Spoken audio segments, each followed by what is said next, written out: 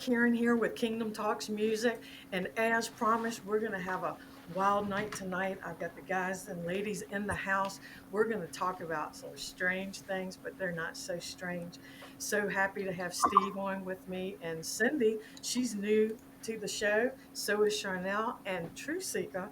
He's new on my broadcast. So we're happy to have all you guys. Now, Steve and Brian, they're like the old people that's they're part of my crew.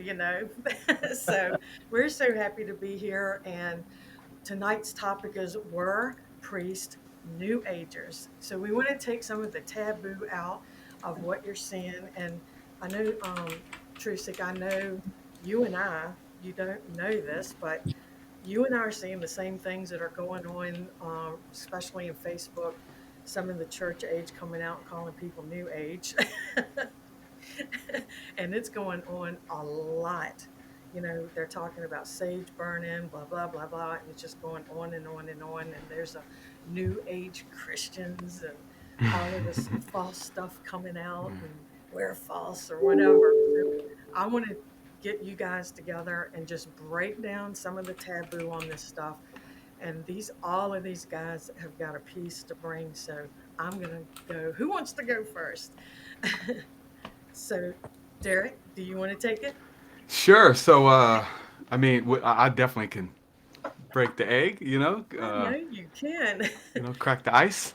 Yeah, we'll talk about it. We'll go in. So you talked about are the priests New Agers? Were the priests New Agers? I mean, I think the more study that we do, for those of us who are bookworms, especially when it comes to the Bible and maybe other ancient texts that kind of complement the Bible, we're finding out that the priests and the prophets and seers and sages and all of these people, the magi, were very spiritual people indeed, very spiritual people. And so something was lost.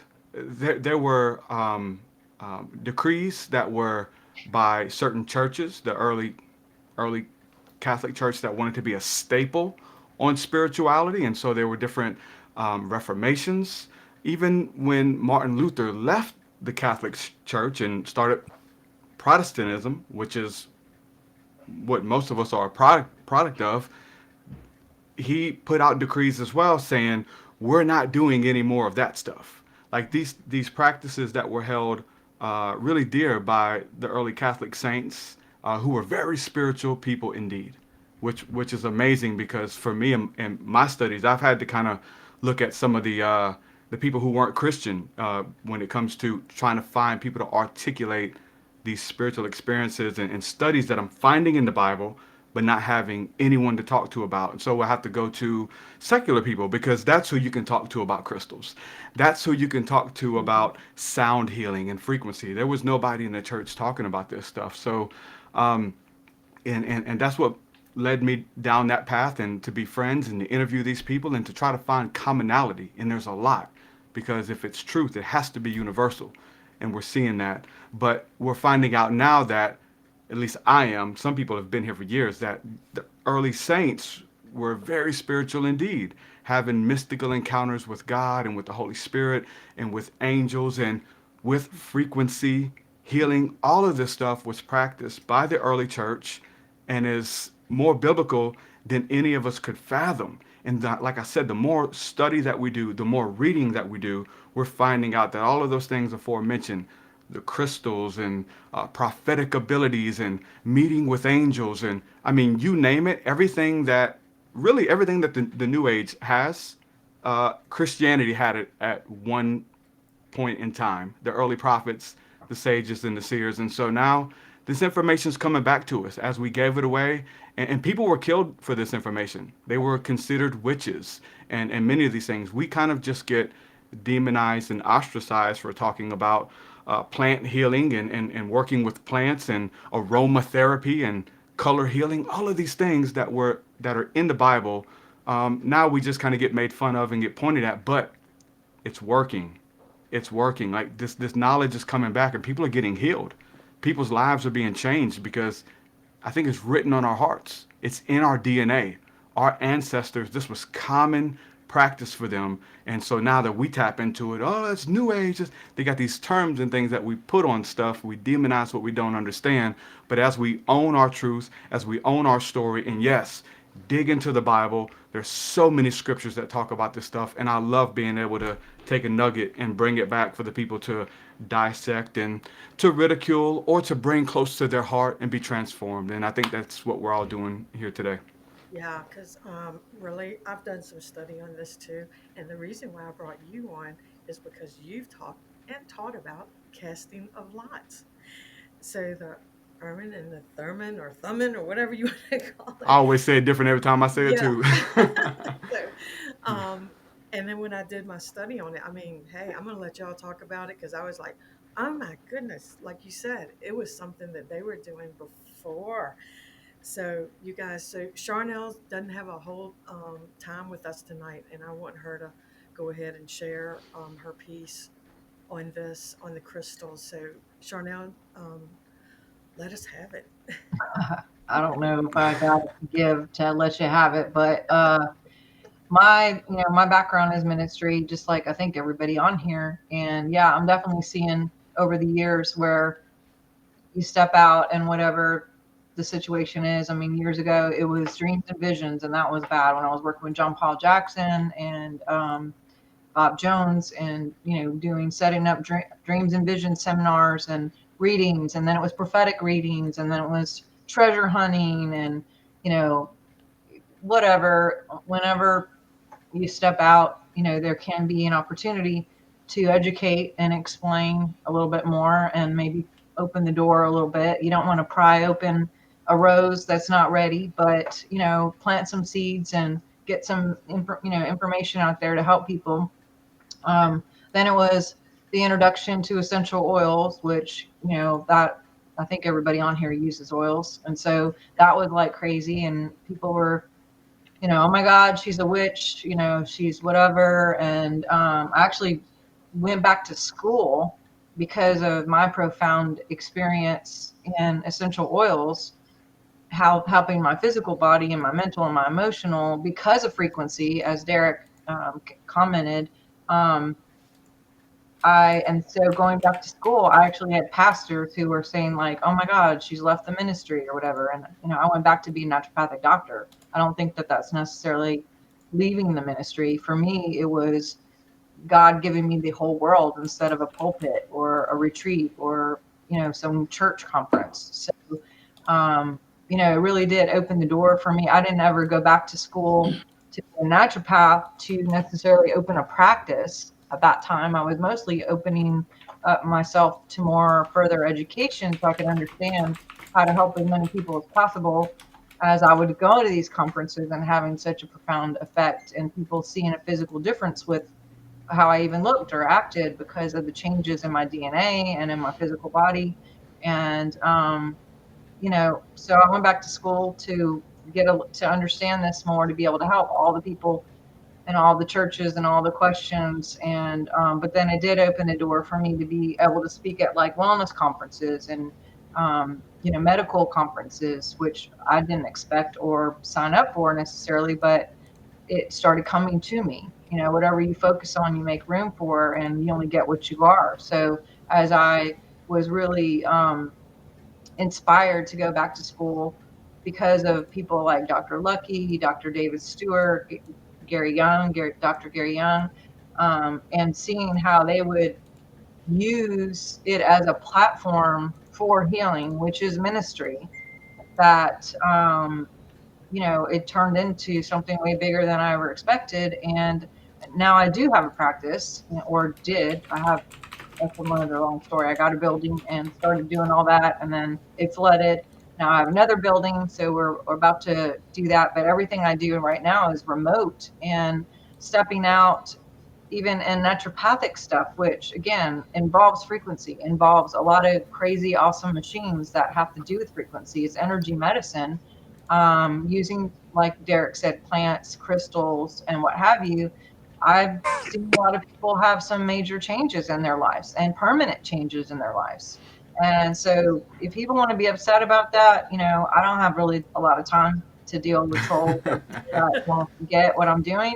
I cared for like a minute, and then it was like when God has something on you and in you to do something, and you have a mission, it even if I tried to run away from it, it was like not. I mean, yes, I do have a free will, but I was obsessed with learning this stuff, and I still am. I profess to be a full-time teacher in the middle of a student as the middle of teacher, which doctor actually means teacher. And it's like, what doctors are teaching anymore? I mean, it's all this set up system of Yeah. people just being codependent on somebody else to tell them what they need to do and keep coming back. Same thing with the church. I love the church, but there's a lot of dependency there of like, oh, do I have a covering, and am I giving enough money, and what if I don't show up one Sunday, and I was gonna cuss, but stuff like that, like, just annoys me. It's not in, um, it's just not real. I mean, there's so many things that I love about the Bible, but we also know that the Bible has been translated a lot of different ways to kind of give their spin and their narrative, whether it's about women or medicine or money or Jesus, all the things. And honestly, the truth is, we are supposed to do greater things than Jesus. Jesus has the highest scalar waves ever. And besides Mary Magdalene, which I'm sure the church is pissed off about if they knew, but it's the truth is still the truth, and things, whatever people can argue. But I look at science as real science, not just like the made up fake kind that's on the news and shit. So I'm I'm actually a scientist, and I really like data. I really like um, real stats, and that's what brought me to essential oils, and then later to crystals, because I started seeing. Okay, I would Google something for essential oil, and then this crystal would come up, and I was like, really? And so I started testing crystals and seeing that they would actually leave a different imprint in water after being stationed next to water. And I'm like, okay, there's something to that. And just over and over seeing the difference and seeing how they not only record, but they have their own amplification, their own radiation, their own signature code, and that they can be coupled with essential oils. And yes, you have to clear them and do a little bit more work than essential oils, but again, it's all frequency. So, um, yeah, I could not find a reference guide that would pair the two together to see how they work together. So I actually created something, because after a long time of pairing this up and seeing like what works together, I worked out something where the Crees were an issue, were a opportunity with words, because words have frequency. If you That's put it good. with music, as anybody knows on here, anything put to music is going to have a different brainwave situation. So music is like trump and getting things into the subliminal consciousness.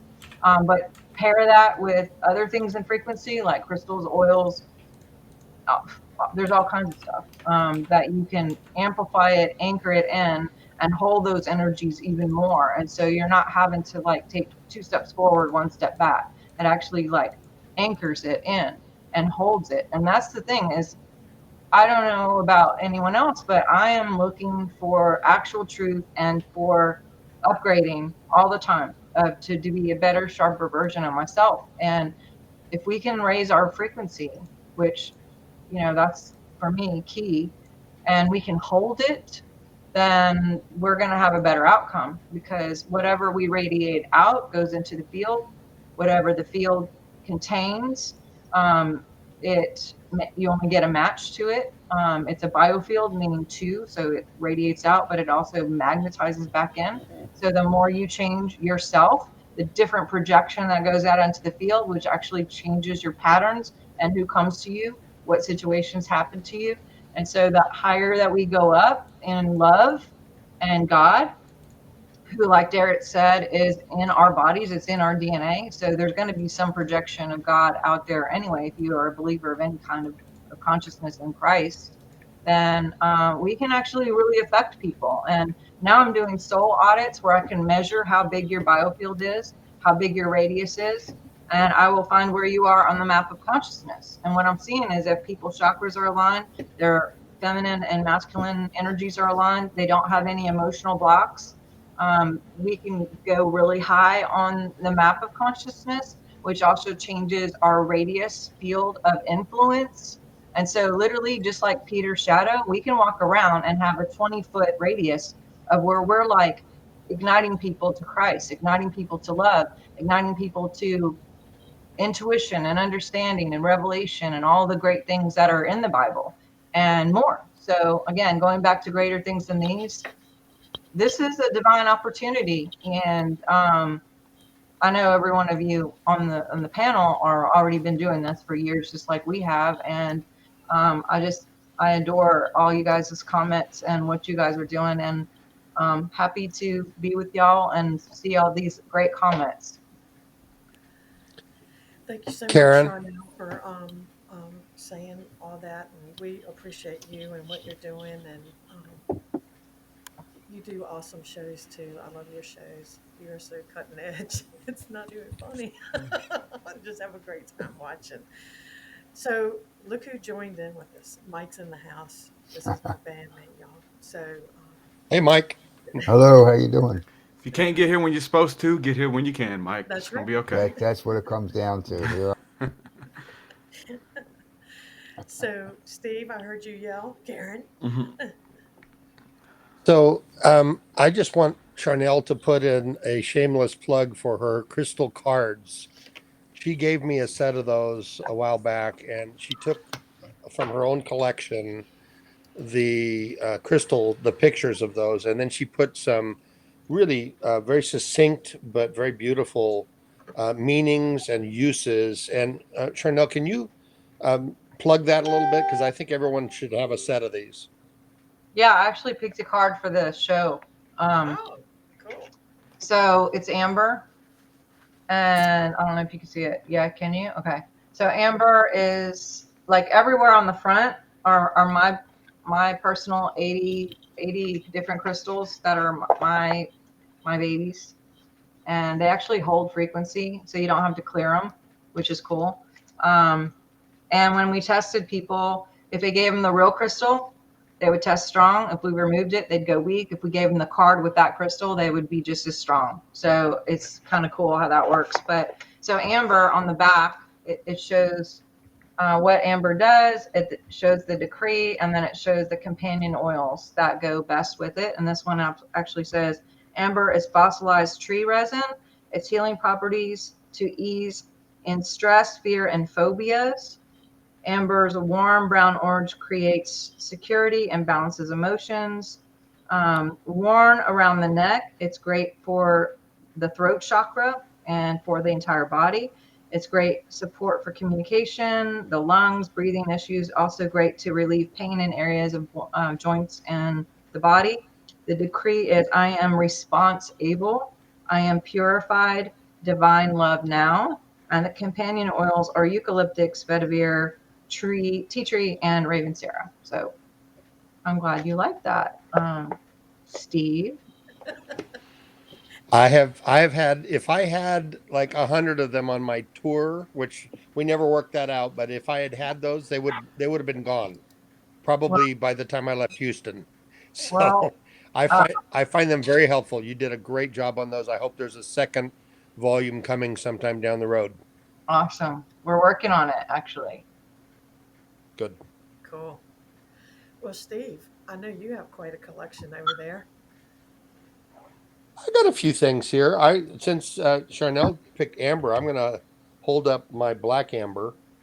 Wow. I'm assuming you can see me because I'm not seeing myself except when I look off to the side and I see the delay on Facebook. So this is a black amber, and if I actually shut my phone off and turn my flashlight on, you can see what that looks like. And so there's some amazing properties to black amber as opposed to regular amber. Um, Black amber is fossilized again, tree resin. What happens is the roots of the trees will begin pulling nutrients out of the soil, and they'll take those up into the leaves on this process. And when they do that, that's called sap. A lot of people call amber tree sap. It's not fossilized tree sap, it's tree resin. There's a difference. Hmm. So when the sap is going up there, if you're going to go for maple syrup, those of you that live back in the northeast, you're going to end up with tree sap that comes out very sweet, and then you can, do different things to it to make it into great maple syrup. And if you've ever had a real good designer maple syrup, it's amazing. But that's going up. So you're taking all that sweetness out of the nutrients in the soil, and you're going up into the the roof of the trees, which is the leaves. Once it gets up there, it interacts with photosynthesis, and as it does that, what ends up happening is it will make its way back down to the roots as 10 times the concentration of the sap. So this resin now comes down. Now, if there's an injury to the tree, it will leak out of the tree just like the sap would on the way up.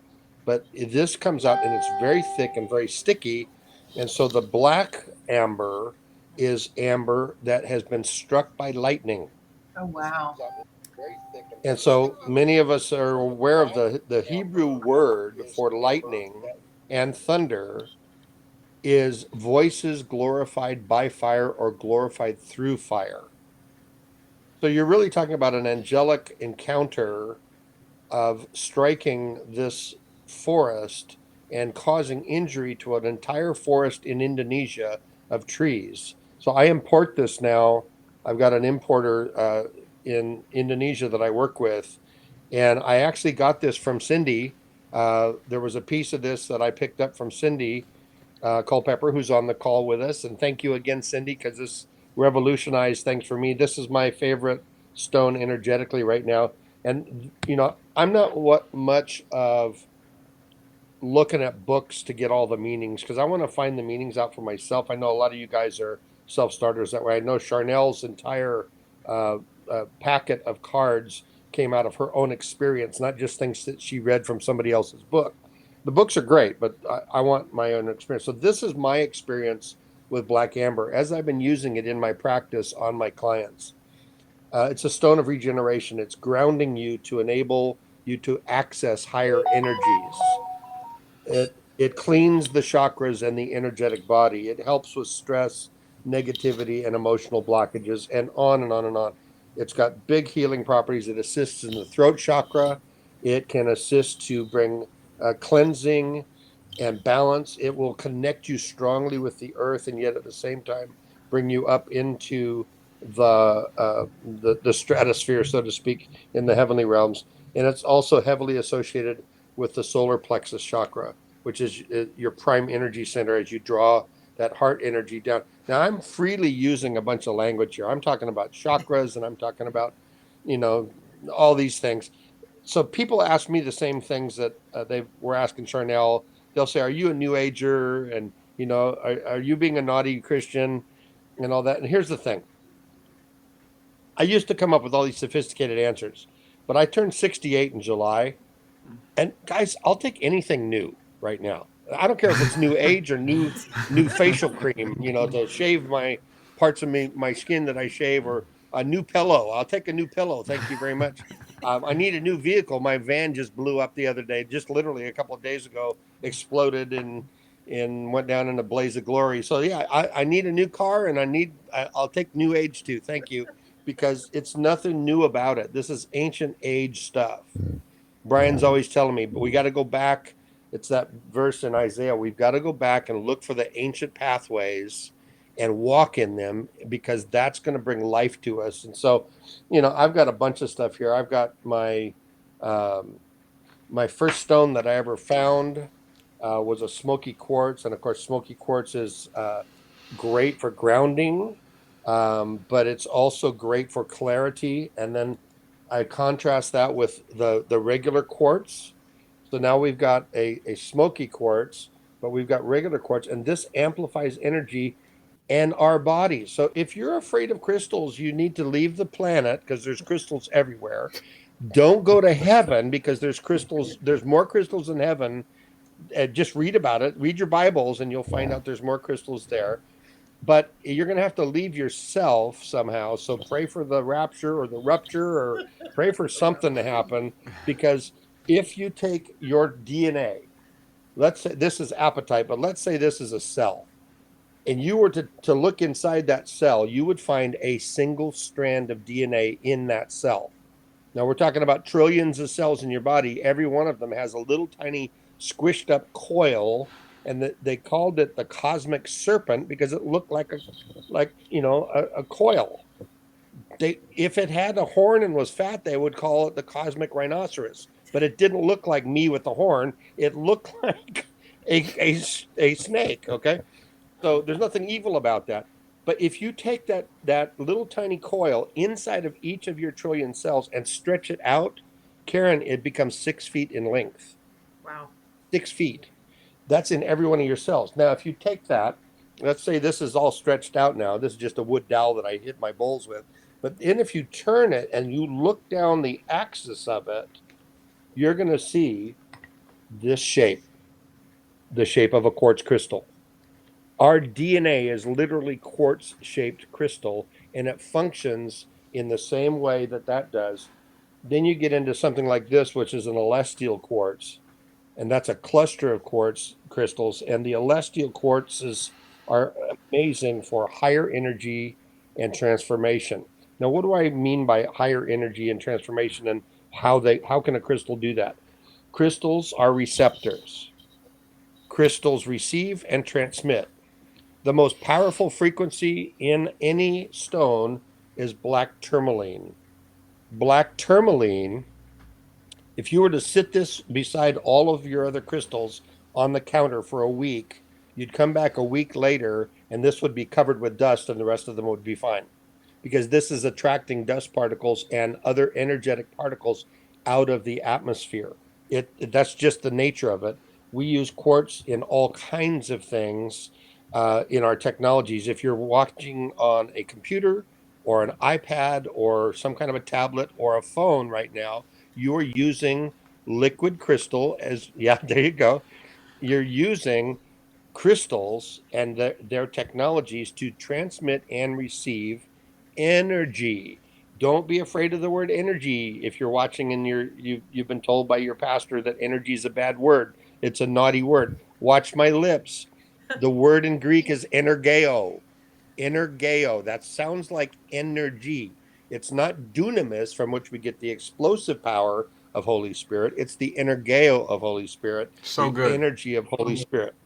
Okay, so I know we'll probably talk about some other stuff, but I want to throw something at you guys that I love, and I was just fortunate this last week to present at Kirby Delanarol's 5DP, and I did a crystal sound bath and a bunch of vibrational sound therapies. And while I was there, I got to find my notes here. Here we go. While I was there, he stole my thunder. Thankfully, probably very few people are listening today that were there, but I've never heard anybody else talk about this. I remember the first time I shared this with Ian Clayton, he just went and his mind blew. So we were talking about Uman and Thuman, and I can't say it right either. Earl and Thumper. Uma Thurman You is know, what it is. Yeah, yeah, Uma Thurman. Uma Thurman. We're talking about Uma Thurman, and but we also know that the breastplate stones that were on the priests are amazing stones. And what's interesting when you study this out, and I'm a gemologist and a jeweler. I've been a jeweler for 30 years and a gemologist, and I've studied stones. I've collected stones. I was mineralogically deprived. Let the orchestra begin of the sad violins. I was mineralogically deprived because I grew up in Hawaii for 40 years, and I wasn't able to see much more than sand and lava rock, and then a few stray pieces of selenite, like this one here. This is a selenite that can come out of the fields in Hawaii. But I was studying these stones, and I found that out of the 12 breastplate stones, 6 of them are green in color. Now, they often get misidentified. They get misidentified very often when you read the various sermons or notes about these things in the Bible dictionaries.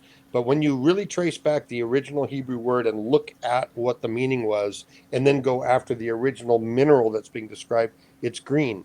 What's cool about it is they were inscribed on the inside out. So if we take this crystal here, and you can see it's fairly clear, and if we could somehow inscribe something on the inside of that, we would need something probably like a laser, or we would need some kind of phenomenal technology to inscribe the name of that tribe on the inside of a hard quartz crystal with a hardness of about 8 or 7, depending on the type. But Solomon and the ancient priests of Israel had a worm called a shamir. You can look it up. You can look up Solomon's shamir to get just basic Wikipedia article on this. But basically, the research that I've done on this, I've gone deep in and interviewed rabbis that looked at me like I was crazy because they didn't think I should know about this. It's one of their secrets. Yeah. Um, so I'm probably going to get in trouble for that too if any of It's my okay. You're not, you, you're yeah, not, it's you're okay. okay. It's all good, right? Go I'm ahead. okay. I need Spill to it. calm down. Wait, hang on. Just whoo. Okay, whoo. There we go. Okay. So Uh-oh. so what the shamir did is the shamir was this little worm that grew in one place only. It was only grown by rabbis who had a certain bird that had a nest, and the shamir could only grow inside that nest. And so the rabbis were in charge of taking care of these shamir worms, and they were glowing. These worms would glow, and they would be able to crawl onto a stone, and somehow, kind of like the properties of an electric eel, they could transmit energy into the stone and inscribe in Hebrew. So these worms spoke Hebrew, and probably lots of other interesting languages, could be some from other parts of the universe even, and they they would inscribe them on the inside, so any way that you turned that stone you could look and see that. So I wanted us to start off with something controversial. That's about as controversial as it can come when you start talking about something that's actually mentioned in the scriptures, it's actually mentioned in the history of Israel. And so somebody else help me stop talking. Well, I'm going to say this. Truth got taught on the casting of lots, and what I saw from the Uman and Thummim, that they actually tossed those, or they would even shine under the breastplates of the priest.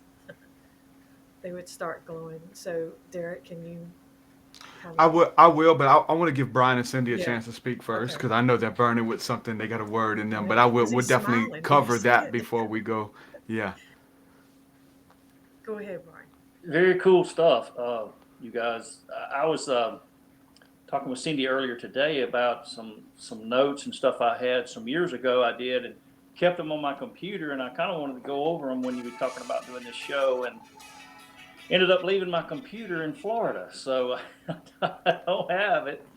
But I think I can That's two. remember. I think I can remember a little bit about what I kind of wanted to share with you guys is that, and I don't know where I got this from, guys. It's just because this was some years ago that the like Steve was talking about, the breastplate of the high priest had the 12 stones in it, and he carried inside the Holy of Holies with him the Urim and Thummim, and basically, and this is just Mississippi, guys. This is just Mississippi talk here, but basically, the Urim and Thummim was basically like dice. It had symbolic things on them, and I had a picture of them on my computer. But it was basically had sides on it like dice, and the high priest would literally go in and toss these.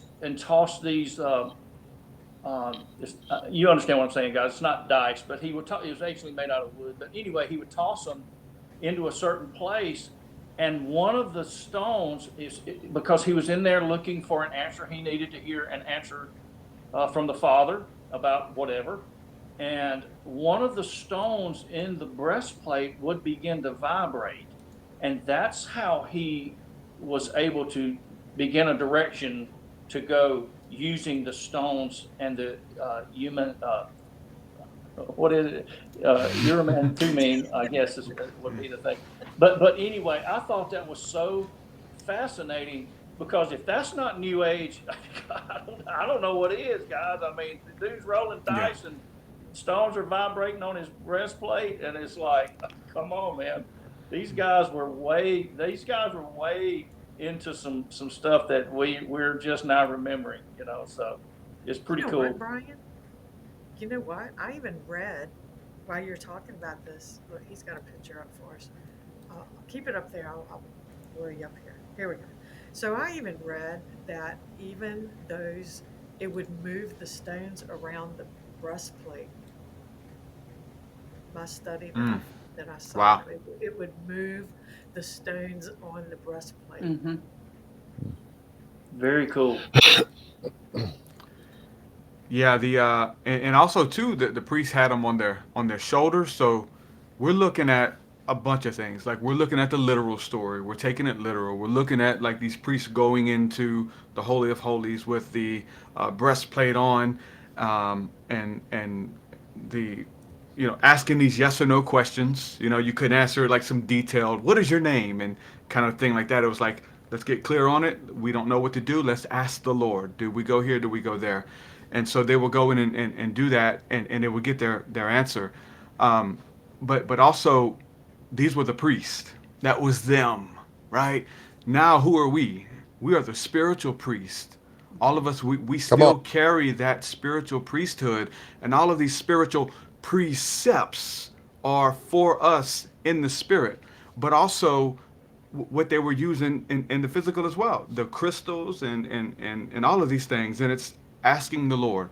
So obviously, like, there's many different words that come into play here that shock Christians, and the biggest one, let's get this off the back, is the word divination. Uh-oh. To divine. Come on. Oh, divination is as the sin of witchcraft. Oh, spirit of divination. Those words, listen, guys, you got to understand this. You got to understand this. Whatever word that you read in the Bible is not the real word that was used. Is not the real word that is used. You got to go back to the Greek and the Hebrew or the Canaanite or the Egyptian and figure out what word was being used. Like, it's layers upon layers upon layers. It's easy enough to read it and get some great spiritual truths. But for those of you who are diggers, for those of you who are Bereans who want the deeper things and you meditate on it, hold on. Something's not adding up. Something doesn't add up. And you dig and you wrestle. And, well, this scripture said that, like, the Old Testament prophets who were loved and adorned by God, they bragged about how good they were at using divination to be able to divine, to get an answer from the divine, to get an answer from God. They said, I can use divination, I can cast lots, and God will tell on you. If you're lying to me, you've heard how good I am at divination. I can find out. Don't make me go find out and learn the truth. And it was these yes or no questions. And so it was the Uman and Thuman, and I mean, so many more spiritual technologies. I thought I was deep. This is like surface stuff for me, but it's still deep for many people. Where I've been lately, guys, it goes as deep as you want to go. The word knows you, and it knows where you are on these levels of consciousness. And I throw that out there because it ties in with crystals. The crystals on your levels of consciousness, your levels of information, because they hold memory. And in the book of Revelation, Revelation chapter 21, it talks about these different layers in the heavenly kingdom, which is the kingdom that is to come down upon earth, which is called the New Jerusalem. And there's 12 layers. And each layer correlates with a crystal. Yes, amethyst, topaz, lapis lazuli, all of these crystals, all of these precious stones and gems and those things are in the book of Revelation and are in that spiritual temple, and you have to have access to get on that level that only the Son, only Christ, only that which is beautiful can reveal to you. You can't come in by any other way. You can't even come in by knowledge and revelation. You can't come in by listening to this truth and thinking you got to pass. No, you got to wrestle. You have to discern. And wow, this goes against my upbringing. Wow, this goes with what I read. And he woke me up at 2:30 to look up a scripture, and I did it. You wrestle with these principles. You wrestle with these concepts that are a mystery and they seem foreign. And Christ, the Spirit of love, is the one that opens the seal. He is the only one that's worthy to open that seal of revelation, knowledge, and understanding for you to get it, not in your head. Your head will lie to you, but in your heart. That you know that this it's truth. And if it was good for them, it's great for us. And they'll tell you that, they, in the scriptures, they continue to cast lots. They continue to uh, roll the dice, the luck of the draw, but they believe that God was speaking through it. So much so that in the New Testament, in the book of Acts, they use uh, the spiritual tool of casting of lots to figure out a very important deal. Who was going to be the 13th disciple? Once Judas left, who was going to replace him? And they had two guys who were like really, they were both good candidates, and we don't know who to pick. And we had to stick with the Holy 12. And so Peter prayed, Father, you know men's hearts. You know who's the best. We don't know who's the best because both of them seem to be the best, but you know their hearts, Father. Tell us who it is. And they drew lots. They rolled the dice. They cast it. And whatever it fell upon was from God. And so that's what we see in the New Testament. Many Christians will tell you or tell us when we're talking about this stuff that, now we have the Holy Spirit. We don't need those things. You just pray and the Holy Spirit will tell your heart. That's true. That definitely a symbolic nature of who we are spiritually, our spirit man. But all of that stuff comes into play because one thing you'll never see is you'll never find a scripture where it says those things will stop. Those things will come to an end. The priest class continued to use all of this stuff. The early church, they were privy to all of this stuff. It wasn't until, again, these decrees came out and who has to be trained and who trained you, and if you weren't trained under us, then you can't use it, and these kind of things. And so there's never a scripture saying that it was going to stop here, or once the Holy Spirit came, then God will no longer speak that way. So very beautiful spiritual technologies that are all throughout the scriptures: sound healing, divination, being able to divine, being able to hear from heaven. Talking about the quartz crystals, right? And we want to go to the courts of heaven. Listen, your DNA is being changed when lightning and electricity hits it. It turns into a stone, a precious stone. That's when you get access to that next realm. That's when you get access to that 12th dimension. There's 12 stones, there's 12 layers and 12 dimensions in the kingdom and in the New Jerusalem. All of these numbers add up for a reason. And so you want to get to the courts of heaven, you got to become the courts of heaven. I love this stuff, guys. It's beautiful. It's amazing. It was there the whole time. Love it. Love it. Can I piggyback on that? Sure. Because some of the questions that I would ask myself is why do the Levites have crystals on their breastplate? Like, what would be the reason? Yeah. Well, because of their immense service to orphans and keeping up with the money and the widows and all the sacrifices that were going on, and that takes a lot of energy. And here we are, like Derek said, this 3D situation and this timeline, and as kings and priests with the same responsibilities, not exactly, but in there's still service involved.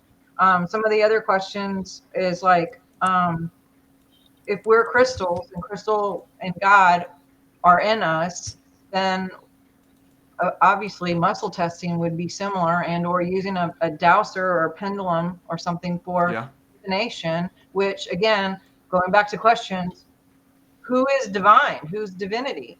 God is. And where is God? God is in us. God, Amen. heaven is within. So of course we could ask questions and get answers because the DNA knows. And it knows as we muscle test and or lean forward, if you do want to do the arm thing, or you want, literally chemicals are released every time we lie. And we are saturated by those chemicals that cause us to be weak in our body, to cause our digestion system to slow down, to gray our hair, to dehydrate us, to cause our immunity to slow down or suppress. And the opposite is true neuroscience on a neuroscience level, is when we are living true, which Job talked about this. It's the scripture says, by his integrity, it was his integrity that it was his protection with all the stuff that was going on in his life.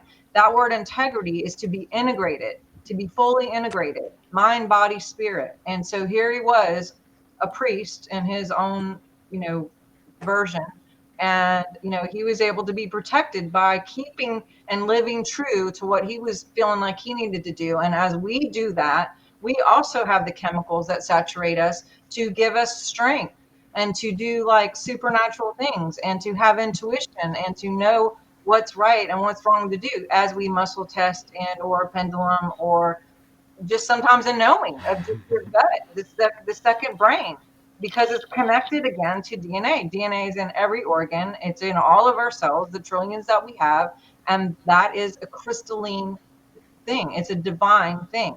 So those things are a bit, just a part of our inheritance.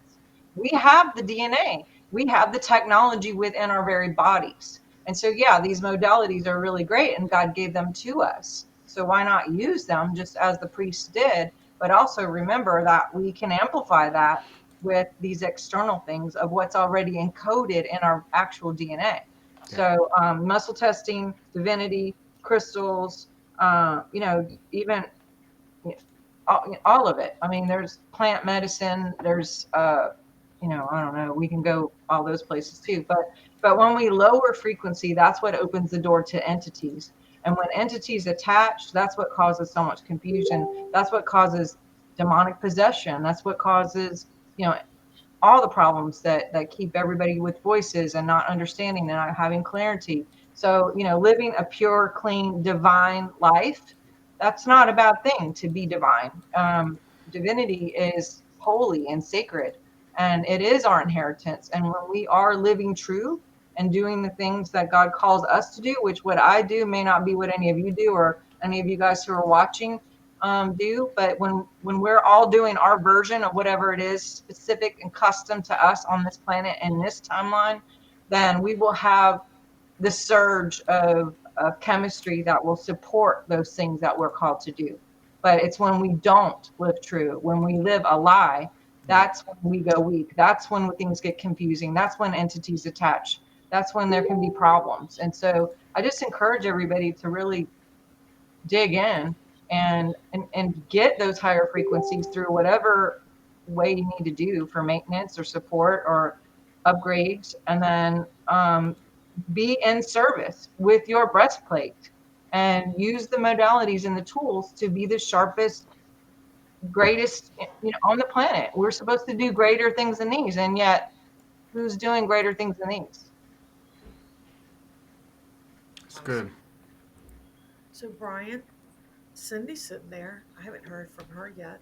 I know she's got something to share too.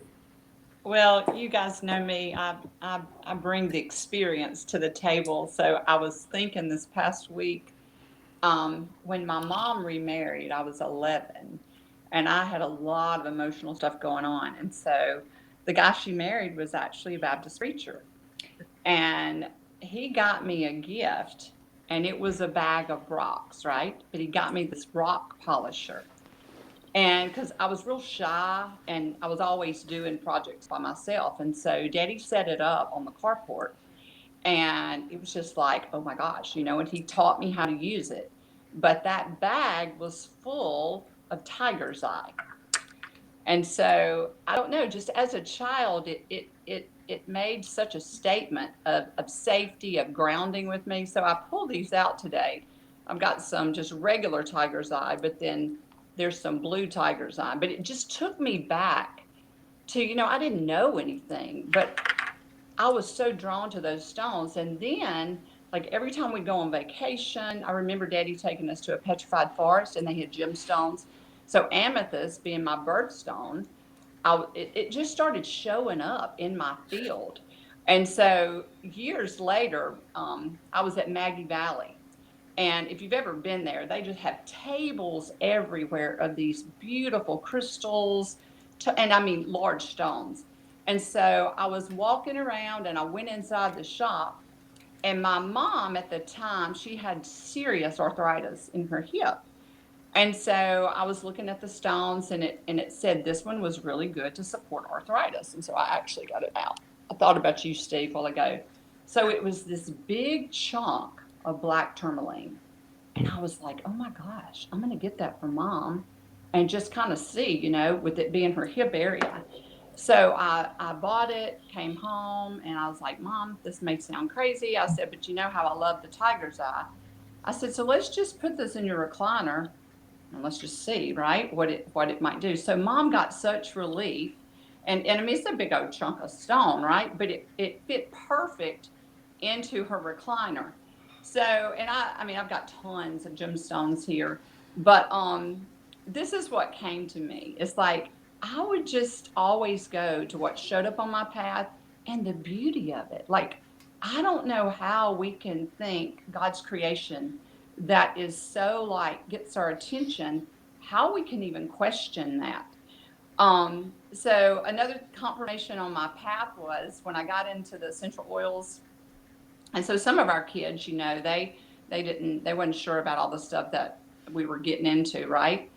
And so the kids came out one day, and Brian and I have 11 grandchildren. And so my daughter-in-law was like, Miss Cindy, I don't understand. Like, the kids, they don't see us a lot. Some of our kids don't live really close to us. She said, but every time they see you, they start taking their shoes off. And they're like, there's Cece. So it's like it bears witness in the children. And so now, like all of our grandchildren, what they want as a gift is they're like, Cece, will you get us gemstones? And so it's just like, out of the mouths of babes. So I've just had my journey is all about my experience. And so Brian and I have a retreat, and one of my favorite ones that I use when people come in, I'm all about grounding. We go outside, we go barefoot. But the black amber, this is what Steve was talking about, but just holding these in your hands, it's such a grounding tool.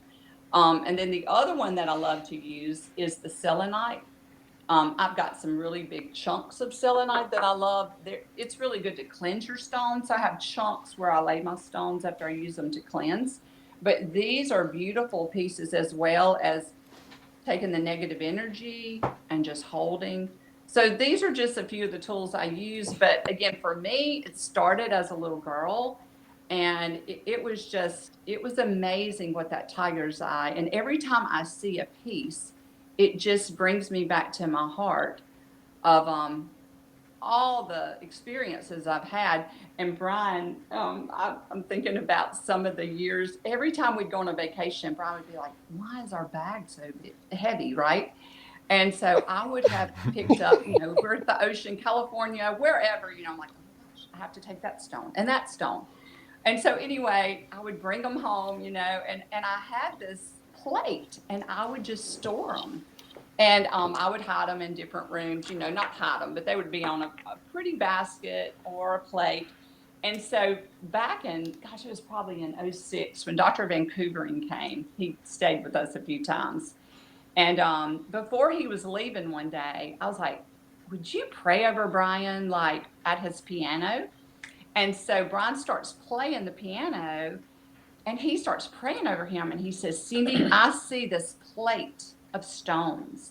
And he said, I want you to get a basket or a plate, and I want you to put it under the piano. And he said, because all that vibration is going to go in. And so when he said it, I was like, oh my gosh. So I go run in the bedroom, and I come out with all my stones. Because he said, every time Brian plays, it's recorded in the stone. So when I pulled the plate out, I was like, all of our vacations, like I didn't really know why I was doing that. Brian's like, oh my gosh, really? Because I would bring a lot of stones home with me. Our carry-on bag would weigh like 80 pounds. I'm just saying.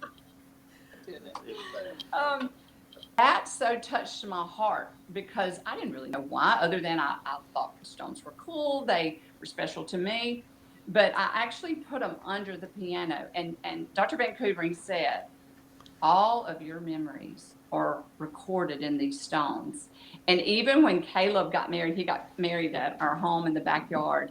And so we took the stones out. So it has really begin a special thing in our home with our grandchildren because it's like literally everything in our personal stones is recorded, our life. So that's been my experience. Those stones were very precious to you, you would say, Yes. right? Yes. Well, that's the terminology that the Bible uses when it talks about crystals. It doesn't say crystals, it says precious stones, and it lets you know Absolutely. why those stones are precious to you, because it records victories and memories that the Bible says we get to take into heaven with us. That's right. Yeah. Every beautiful memory is now, boop, stored in your rings and in your garments and in Mm-hmm. your crowns. We get crowns. The Lord gives us crowns. And we get to take those crowns off and lay them at the feet of Christ. They're made out of pure gold that's refined in the fire. But also in those victories, every time in the Old Testament, and every time that you overcome any of your adversities, Mm-hmm. hardships, giants that are facing you, when you step into new land that everyone told you that you would never possess, when you Mm-hmm. step into that and you overcome, there's treasure there. Anytime in the Old Testament when Israel defeated an enemy and there were giants in the land and they would mock them and they would laugh and they would ridicule and they would threaten them and their inheritance and all of this stuff, when they won that battle, and listen, those battles, when you break those names down, we're talking about personifications of things that you go through in your life. Those names, the Amalekites, the Jebusites, and the names of Mm-hmm. these kings, these are kings that you face. This wasn't stuff that happened 6,000. This is, you're dealing with these kings today.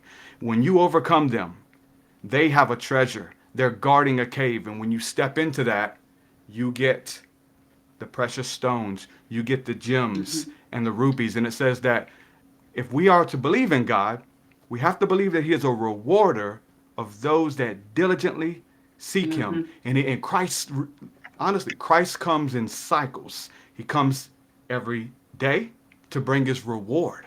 He comes every week, every month, every new moon, every year, every century, every age to bring rewards. I have come to bring my reward because of what you've done. All of these things, and His rewards are the gold, the silver, the rupees, all of these precious stones that, again, we get to take with us into the kingdom. And even like you're saying, these memories that you have, man, you, I believe that we'll be in the kingdom, we'll be in the spirit, and we haven't even broke into this, but maybe a little bit, but it's in your DNA, right? So we are, I mean, these gems, and we are beautifully adorned with these gems in our spiritual and celestial body. When lightning and electricity and the glory of God hits you, it becomes this. It's in your cells, like Steve said, and then, pow, now it's hardened, and wow, that's what it is. Now we get to take it with us.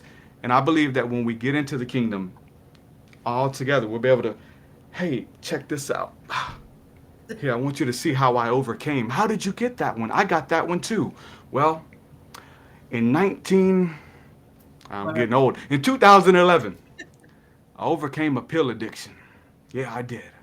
Opiates. It took my grandfather out. Yeah. It took my father out. And they almost took me out. But I overcame. And he who overcomes, Christ said, I will give you the crown of life. And its crown has these gems and these rupees and these treasures in it. I believe we can share them with each other and go back and relive these beautiful memories. And so that's why I really am infatuated with these crystals in the Bible. can I say something? That I'm is like, so good. I gotta say something. So, going back to what Cindy said, by the way, I'll send you a box if you don't have one, because I was doing the same thing, carrying suitcases around, and my husband's like, "Oh my God, can we leave like at least 5 out of the suitcase and not take all these rocks with us?" That between that and books and oils, I mean, that was my. I didn't even pack clothes. Forget clothes. But so this doesn't weigh as much, y'all. But going back to what Derek is talking about, with because crystals, and I think Steve mentioned this too, because crystals record, or Yes. Cindy actually mentioned it. That's what really took off for me, with because essential oils, you put them on, and within 2 to 3 hours you got to reapply. But Mm-hmm. what I started seeing is if I put an oil on and had a rock and I programmed it to the essential oil and carried the rock, I would test myself and the essence of the oil would still be there, amplified and recorded in my field, because I had a rock to amplify it and to record it. I didn't have to reapply the oils. So, yes, it does record everything, and that's why you got to clear them, because you can go Yeah. somewhere where you don't want it to record what you're going to bring home. Like, or when you buy them, make sure you're getting from a reputable source because stuff can come home and hitchhike with you. You could clear it, but still, I think integrity and intent is real important. So, just getting a good source of crystals is really good too. But the recording part for me was a big eye opener because it was like, oh my God, I can use oils and I won't have to use as much oils because a crystal will Mhm. amplify it and also keep it going longer than 2 to 3 hours. That was like huge for me. And then add what Steve's doing with crystal bowls. And I don't know who else is doing it on here because it's been a while since I talked to Cindy and them, but you add that bowl that is crystal and put a little oil inside and you add sound to to frequency, which everything is frequency. So you got the crystal frequency, you got the oil frequency, and now you got the sound frequency. That is like, oh my God, straight to the DNA. That is like an upgrade. And that's why sound healing works so good, especially when you're doing stuff like Steve's doing. So I'd love to hear Steve's comment on that. Yeah, well, let me just say this.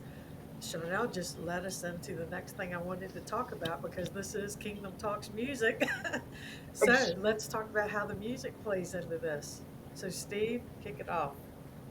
Absolutely. The first thing I want to say about, um, in response to what Charnel said, is I want to tell you a little brief testimony about clearing stones. So I ended up, I'm not going to say the name of it, but I ended up in one of the world's largest rock stores where you can buy quartz crystals and you can buy all kinds of things. In fact, I bought this piece of tourmaline there from these guys. But he's the largest importer of crystals in the world.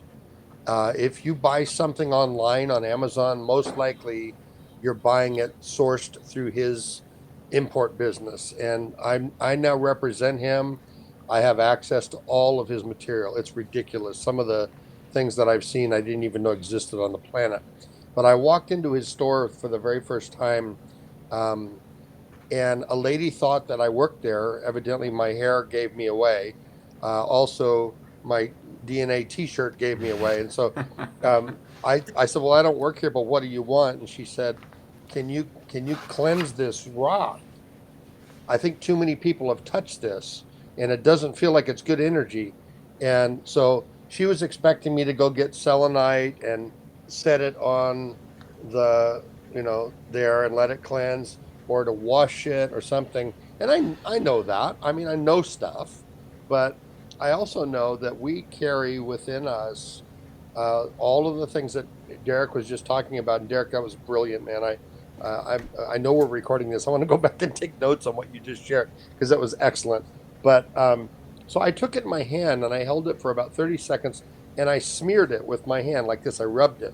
Now, the word anointing literally means to smear or to smear oil on that. And so, just like Charnel was talking about, the smearing of the oil on the stone, it carries and holds that frequency. Not only does the oil act as a carrier oil, but the frequency of the stone acts as a carrier frequency to take the oil deeper into your system. So I did this and then I handed it to her and she goes, "That's amazing. How did you do that?" And then she yelled at her friend across the store, "Come here and bring those stones that you want to buy, but they feel icky."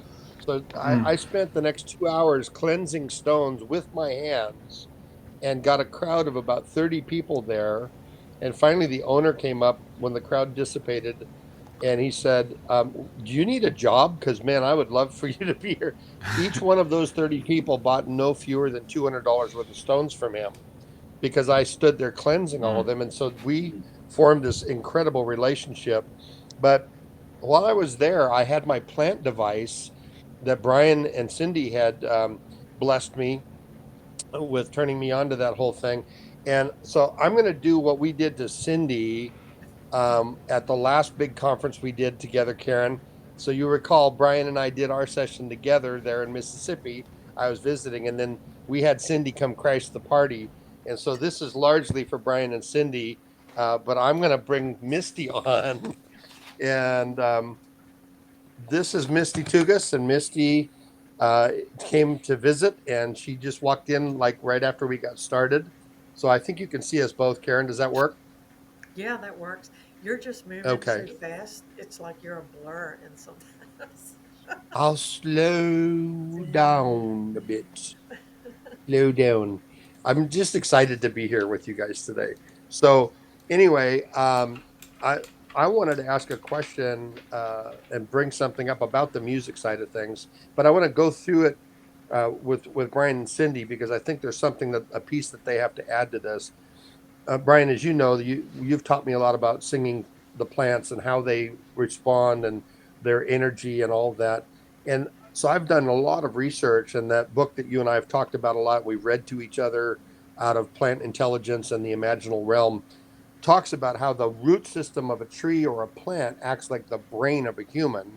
It's like it's a downside up flip, and it produces the same brain chemistry, the brain serotonins and the epinephrines and uh, endorphins all get produced by the roots of a plant. It's the same chemistry, and then it goes up to what we call our feet, are the leaves, and it interacts with the sun and gets grounded that way. We also know that through the chelation process, minerals like quartz end up being chelated down to particulate matter that's so small it can be absorbed by the roots and taken into the fullness of that plant. So when we're singing these plants, we are literally resonating the crystalline structures that have been taken in through the roots and activated, again, like Derek said, as it gets hit by fire or sunlight, and through photosynthesis, it begins to activate all of that energy. I mean, my mind is blown, and I know that you guys are using there at the land in Mississippi. You are using. Misty's been there with us. We've had wonderful times with you guys, but um, talk to me, Brian and Cindy, about how you guys are actually using the crystal bowls and the plants with your clients, and where do you think the crystalline structures within the plant, uh, how does that get amplified? Man, it's such an interconnected uh, thing, from the from holding a stone to listening to a plant. Um, but I think for me personally, I can go that route. But for me personally, it's just the awareness to me of understanding that whatever plant I'm listening to, I'm the beneficiary of whatever that plant has for me at that moment. And the cool thing is that can change throughout the day. Whatever on the spiritual side, and even the natural, the physical side, we know that that plant is going to play the exact notes that I need for whatever I need spiritually or physically. And really the uh, Italians are already finding this out in Italy.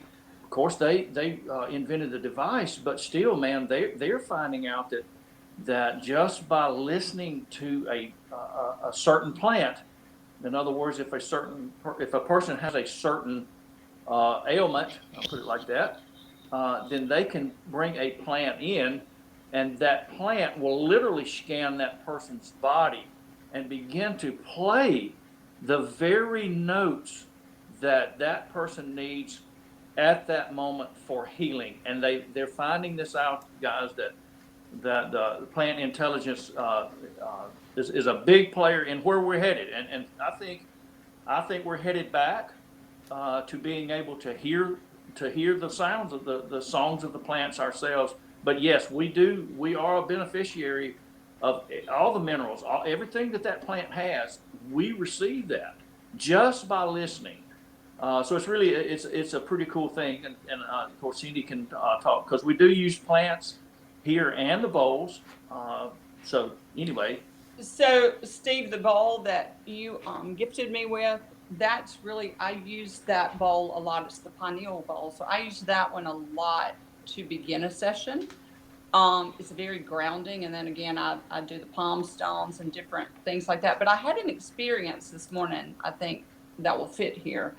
Um, in our backyard, we have like three apple trees, we have a fig tree, and we have blueberries. And so, gosh, years ago, my beauty shop used to be out there. And so I would take, I mean, this was years ago, probably some of the first frequency stuff Ron did. And I would have his old CD player and I would play 24/7 that music. And it would come out of my shop and it was going into the backyard.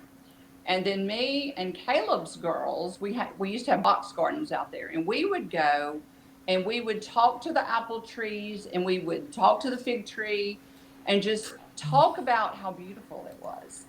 And so, I mean, like every year we would have more apples, more figs. You know, and I was teaching the children, it's like what we speak, good things, we bless, and it will give us back the fruit. So this morning I was out there because they've just stopped blooming. So I love to go and find the babies, you know, when they're on the tree. So there's this one gala tree, and it is, oh my gosh, those apples are amazing. The last 2 years, we probably had 300 or 400 apples. It's just been unreal. So this morning, I'm talking to the gala tree because it got these black spots on it 2 or 3 years ago, and I had a nursery guy come and look at it. He was like, "Miss Cindy, if you don't treat that tree, it's going to die." So I just prayed over it, blessed it, and we never did. He even said, remember, he said we needed to cut those parts out. And I thought, dang, if you do that, we're going to lose a lot of the tree. So as I was walking around the trees this morning, talking to them, looking at the babies, I come under that tree and I'm like, you know what? And I'm talking out loud. I'm like, you know what? You are strong and like you have survived it. And I mean, it is loaded in apples. And I heard the tree say, I will continue to heal as I hear my sound. So I know I didn't have time to do the device, Steve, but you know me, I'm like, oh my gosh, like I am going in the morning to allow that tree to hear its sound. And I'm just excited to see what's going to happen. So good. That's so exciting. Yeah. Wow. We got a lot So of people in the th- chat the here other, the other, making some great comments. yeah, We want to the thank other side of this is that for the music side of this, so much of the technology today is crystal based. And I know, Mike, you just did a one of our sessions like this, one of our Kingdom Talks music sessions on effects pedals and sound uh, shaping and design. And so much of the pedal uh, industry is built around creating those transistors and resistors and things that are using crystal technology. And just throw it at you and see if you've got any comments about that. Well, for example, the wah wah pedal originally came out with the crystal, and that pedal was designed to just shape frequency, highs and lows. And it was discovered by accident. But a lot of those pedals from the early years were crystal based, and some of them still are today. That's why they're so expensive. And you can tell the cheap ones from the good ones because of what they're made out of. But yeah, I'm sitting here the whole evening listening to frequency and vibration. And crystals, and especially quartz crystal, has a very strong vibration to it. And it's no wonder that the quartz crystal is involved in a lot of pedals of value today. And that's why they are, the good ones are so expensive and highly sought after. So, yeah, all Yeah, I I would hear is say, vibration yeah, I would say for and Mike, crystal even involvement. I would say, speaking for Mike on his behalf, since he's, creating, arranging all of our music, and he's adding on those pedals, and it changes the whole dynamic of our sound. We're changing sound all the time. I mean, even back from when we first started, and now we're working on a meditation album. Luke Agee going to be the feet on it. So yeah, it's changing, and then Mike's experimenting with some stuff that he's working on, and it just, if we're in the middle of a song and he's changing this stuff, um, you know, it just changes the whole dynamic of the song and the whole feel, and brings in, so much texture Hey, to it. hey, Karen, I was just want to kind of throw this out there for all of you guys because I think probably all of you guys play something, Yeah. but I know in my studio, I've got tons of stones in the studio, man. I'm just saying that I don't feel the same if they're not there. You know what I'm saying? Because we Yeah. do move them around some, but every time I go into the studio, I have I have this like a little regimen. I'll do some Palo Santo or burn some sage and make sure that all of my crystals are in the right spot because I do believe that that's a player or it is for me. And I was kind of asking you guys because all of you guys play. Do you guys do the same thing? If you're like just either chilling or recording or whatever, do you guys have crystals close to you while you're playing? We don't, because I just got my first one from Charnel. So we do oils, and I've burned frankincense. So I have a few crystals floating around here and there in the garage. I just don't bring it up, but now I should, so Yeah. everybody that involved could enjoy it. Hmm. so Brian, you brought up the thing about the sage, and so I listened to a show. I'm not going to mention any names. So I listened to a show on the demonics of sage burning, and people were Sorry. actually scared to eat sausage. So, I mean, it really got carried away. So can you um, kind of talk about that a little bit? I mean, the leaf itself cannot be demonic. Come on. It's a demonic leaf. The I devil know. put it here to deceive you and trick you. I mean, I would say I'll just piggyback off of this, you guys, but Okay. like, I mean, just that everything we're saying about sound and color and scent and smelling and the way it makes you feel, it lighten it. It's a cleaning agent. It's a purification ritual that's a lot older than all of these people. We're talking about sage, right? Let's laugh at sage, let's scoff at sage, but let's not scoff at frankincense that they brought to the baby Jesus that was a gift to the prophets, that is to smell and it's for enlightenment, it's for anointing, it's for meditation, and the priest would burn incense and all palo santo, like the brother just said, all types of fragrances put you in a trance. Like there's certain, my wife lathers down with what is it, to go to sleep, lavender, and I just smell. Oh, it just relaxes you. So it's the same thing when it's time to do spiritual warfare. Like we got the scientific properties behind all of these essential oils, and this is where Charnel comes in, right? We have that, but we also have the ritualistic side as well, because we know that the Hebrews and all of us, we have rituals. Whether you go to church every Sunday, you get up, you brush your teeth, you have breakfast, whatever it is, it's the same way. When I tap in to be serious in prayer, to do warfare, to go into the spirit, like to spend time in the commune, when I want to go deep, not just hey we're gonna pray for whatever, I break this out, and when I smell it, it reminds me, and this is just for ritual. This isn't even what's taking place in my body. My body is coming into alignment. Okay, there's no more games we're playing. Just like when it's time to go to sleep, my body has a ritual. Slow down. Put the phone down. Let's relax. Pick up the book. These are rituals that we go by, and the ancient Hebrews did them as well. So all of that's in the Bible, man, and that's what I bring to the table. Is that this stuff is there. They told us it wasn't there. They told us it was demonic. Burning sage is demonic. Okay, whatever. If you believe that, well, then let's find out what they were burning in the scriptures, and we'll gift you some of that, and you can burn that. Yeah, I got some.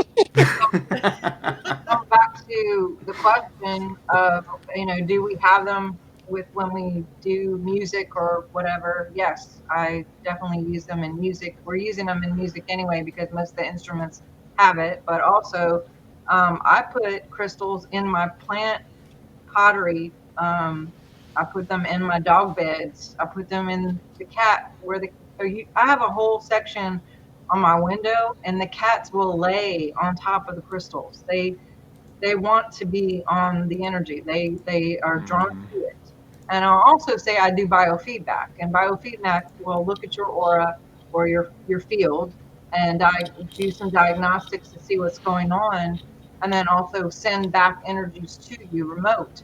And I can tell 100% if someone is using crystals because over and over and over and over and over again, I will see their spiritual report. There's 30 reports that come back with my biofeedback, and one of them is a spiritual report, and it goes into like entities, if the field is strong, if they're not connecting to God.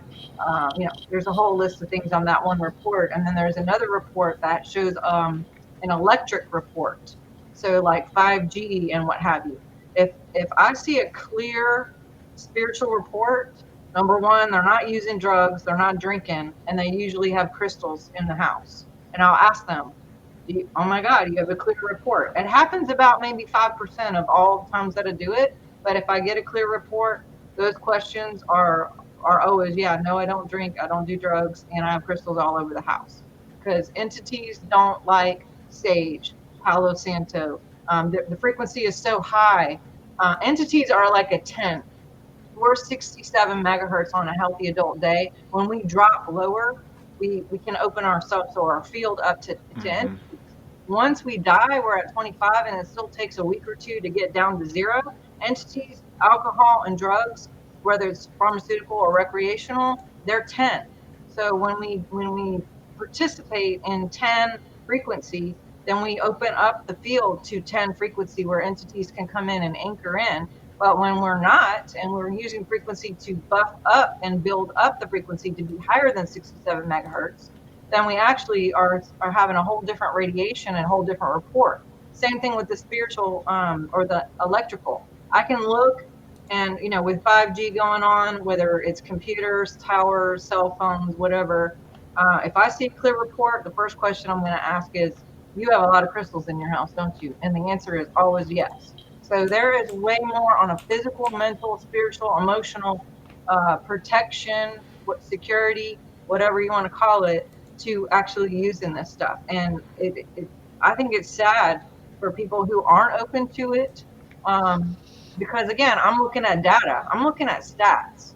I'm not making an opinion. I'm not sitting back and going, yeah, well, I heard somebody said that, so there you go, or a preacher said that, or whatever. Somebody told me that next door. I am a data person. I never take what anybody says and goes, okay, well, you said it, so it's fine. I'm going to do lots of studies. I'm going to read the books. I'm going to look at the research. I'm going to do my own experiments, just like Cindy was saying, her own experience. Steve has said his own experiences. Like, this is all based on my personal experience. I'm not making this up. And I love the whole plant thing, because plants, the blood of a plant is essential oils, and it is alive. Yep. It has it has intuition.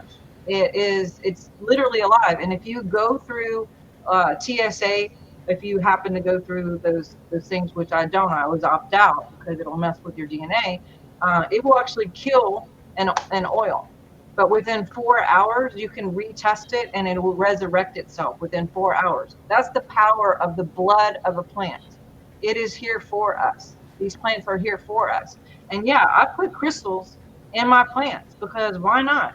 Add a little bit of amplification to the song, add a little amplification to their growth and to their excitement and their appreciation and their life, literally. And same thing with my animals. All my animals, and I have pictures over and over again. If I'm looking for the animals and I can't find them, they're going to be laying on my bag of oils, or they're going to be laying on my crystals. Like, it seems uncomfortable. I mean, some of these crystals are really big, and my cats will just sprawl out and be like laying on 5 or 6 of them, pointy ones. and they're just like, oh my God, this is awesome, right? So I just think it's hilarious that people wouldn't be open to it because they're so programmed and so afraid of what someone told them, when not take the opportunity to think for themselves or to look into it. And just like, I dare anybody who wants to argue, like, go look it up. Don't listen to me. I mean, who cares about me? Who cares about anybody on here? Do your own research and look it up. There's so much out there. Hmm. Right. Yeah, but you know what? People talk about all this stuff, but they're okay with taking pharmaceuticals now, aren't they? Which is witchcraft. Yeah. The actual Yeah. definition is witchcraft. Yep. Yep. Karen, I'll also mention that with regard to music, part of the music that I play has to do with what I do for a living, which is putting the crystal singing bowls in a room with people and playing sound baths for them, but also taking the bronze bowls like this one here and being able to play this on the person's body. But underneath my massage table where they're laying are about $2,000 worth of stones. I've got plates of all kinds of things. This is a big lapis. It has pyrite on the back of it. That's Um, beautiful. I have, yeah. This is an amazing piece, and lapis is the stone that was first referred to as sapphire in the Bible. They Yep. hadn't discovered sapphire, what we call sapphire, except in India back in those days. But in the Bible, when they talk about sapphire or streets with sapphire or thrones of sapphire, they're talking about lapis lazuli, which is a very cleansing stone. But I'm going to actually ask um, Misty a question, because Misty's a practitioner as well. You've developed something called the illumination technique that you do for people, and you've worked with me on it. You're teaching me that technique, but we've we've shared a lot of our stones with you that you use in practice. Can you give us an example of how you use that to help somebody? Well, one of the things with the illumination technique, ultimately, it's to help clear negative emotions so that people can connect to their spirit and learn to anchor their spirit in their body here, and be more united with who they really are. And so I use black amber if someone is stressed out, which is a beautiful stone. Sometimes, if someone is really agitated, I'll put them on the massage table and just ask Holy Spirit, what do they need? And place stones on their bodies, use a little bit of bowls, and help them to get centered and calm down and to release what they're carrying. Because I don't remember who was talking about the spirits around. I think it was Charnel. Yeah. I actually can see the energies with my eyes around people, and whether they're negative or positive. And so it's really easy to see when someone's energy is shifted, when their frequency is high enough that those beings can't attach or come near. And if we keep our frequency high enough, they can't come near us. So all of these tools are just really wonderful. It's wonderful to hear each of you talking about it. Thank you for sharing your part. Good to meet you. Yeah, nice to meet you. So, Brian, do you have anything else you wanted to share with us? I feel like you haven't talked enough. Sorry, Karen. I can't hardly hear you. What was that? Oh, okay. I He was wants you saying, to talk. yeah, you haven't said much because Brian came on it and talked about the pineal gland, and we had a really lot of great responses to that show. So I know you have some more to share about the music on this.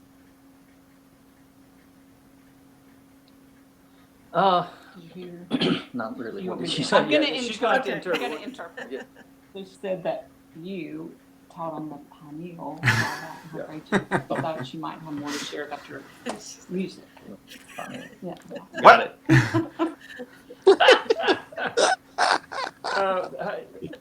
Well, basically, everything we've talked about, and all of you guys have talked about tonight, really, to me, it culminates at the pineal. That's where it all happens. The magic happens there, guys, and so I think it's very important to do everything we can do to keep our pineal fully functioning, optimal, because the day we're in, y'all, you guys, and you guys know this. I know I'm preaching to the choir here. I know that, but the day that we're in here, we need this guy to help us right now, and to be again fully functioning and optimal. Musically, again, it just goes hand in hand with everything I do musically. Again, Derek was talking about earlier. I do have a ritual that I go through, but I can't just show up at the studio one day and expect my pineal to just be okay. I'm ready to open it up. Let's rock. It doesn't work like that. So it's a daily thing to make sure that you're taking care of this, and I do believe it's our um,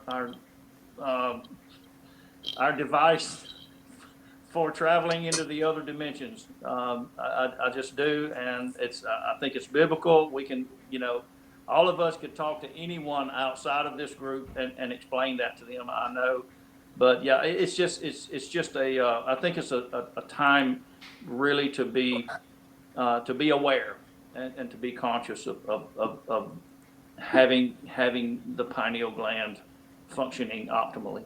Share with Adam and following the plan. So Cindy, this is for you. What? The number one stone, Cindy, for use with the pineal gland is amethyst. Oh, wow. I have a lot. This Okay. You have a lot of amethyst. That's your birthstone. This is an amethyst rosette. Wow. It's heavy. It weighs about 25 pounds. Wow. And Huge. so here's what I do with this. I place my largest singing bowl on it, just like that. Beautiful. And it lives there unless I'm putting it on someone's body. So, Brian, you're correct. The pineal is such a key. And things like amethyst, lapis lazuli is another great stone for the pineal. Labradorite, sodalite, azurite, all these blue stones, black obsidian, citrine, the clear quartz is another great one for pineal. There's so many of those, and I just think we've thrown the baby out with the bathwater sometimes, but we've also majored in fear. And if we could just stop with the fear mongering and go back to creation and say, what has God given us in the earth? And why has he given it to us? And do a little questioning. Be like a rabbi and ask more questions than you give answers. You'll be a better teacher if you do that. And I know when I have conversations with Charnel and with a lot of you guys, we spend half the time asking lots of questions, and it might feel like we don't know what we're talking about, but that's because we're learning from each other. And when we ponder those questions, that opens up mysteries. Yeah. Definitely. Yep. Well, guys, we've been on for an hour and 30 minutes. Doesn't Wow. seem like it, but it's all good. We don't have any time limits. We don't live on the time, right?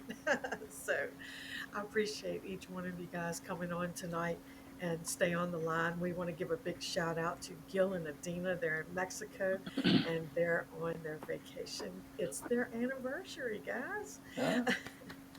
So we want Happy anniversary. yeah. So big shout out. Well, it's coming, but they're still in Mexico. Kind of, I called it honeymooning, but they have the whole family there, so it's not so much honeymooning. So, so we just appreciate them, and allowing us to start up a new section of Kingdom Talks and on the music realm and be able to bring these topics to the forefront because, I'm not scared to talk about it. So we'll bring it on. So, everybody, thank you so much. All you guys out there watching tonight, we had a great crowd. We had a good chat going on while these guys were talking. And stay tuned because we're going to have another show coming up. We're going to have the whole music group come on and we're going to talk about some other topics in the music realm. So, everybody, you guys stay on the line with me and we're going to close out. And thank you so much. See you next time. Bye, guys.